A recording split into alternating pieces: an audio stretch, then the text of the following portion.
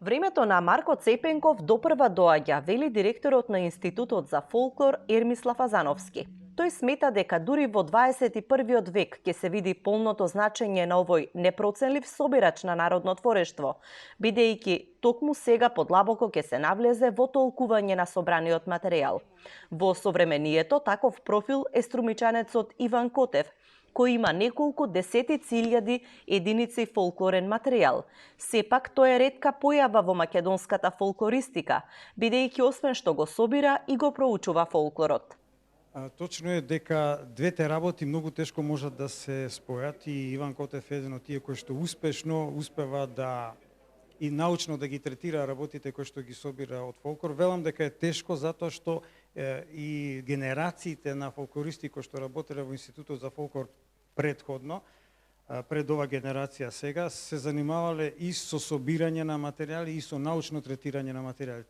Бидејќи ние во Институтот за фолклор нашата задача е собирање, архивирање, документирање и како конечно објавување на тие материјали. Велам дека е тешко затоа што тешко некој да постигне во толкава мера да успее да собере огромен материјал, а во исто време и научно да го третира тој материјал. За фолклористичкото дело, а особено проучувањата на неговиот труд, неодамна се објави монографијата Иван Котев меѓу фолклорот и животот.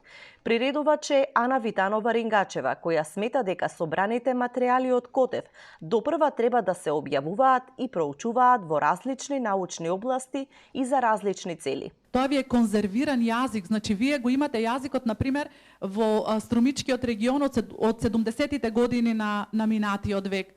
Веќе изумреа старите кои што знае да го говорат тој дијалект, особено по селата. Ама приказната не умира, таа останува бидејќи некој ја запишал и ни ја оставил во аманет. Јас денеска знам да ја раскажам приказната која што баба ми ја раскажуваше за братчето кое што станало Еленче. Еве Ице се смејот и нему му е раскажувана истата приказна и плачевме онака дека не смее братчето да стане Еленче. И сега јас знам да ви ја раскажам приказната, но никогаш нема да знам на дијалектот на кој што баба ја раскажуваше. Јас веќе ќе ја раскажам на начин на кој што нели говориме ние денеска. Така што ова е времеплов и на јазикот. Котев е длабоко навлезен во 9-тата деценија од животот, но неуморно работи на дешифрирање на она што го собрал во полувековната собирачка работа. Во моментов работи на 3 книги, а за Струмичкиот регион вели дека е плодна почва за понатамошна собирачка и фолклористичка работа. Струмичкиот регион има уште многу за работа. Тоа е само почеток. Значи, Струмичкиот регион обилува со фолклор сите видови. Песни, приказни, кажувања, легенди, игри спортски. Тоа и за етнолозите е многу интересно. Значи, тоа е едно вистинско богатство. Само еден човек тоа не може да го седе го собере. Меѓутоа, еве благодарение на вас, колку толку вие неколку толку многу помогнате.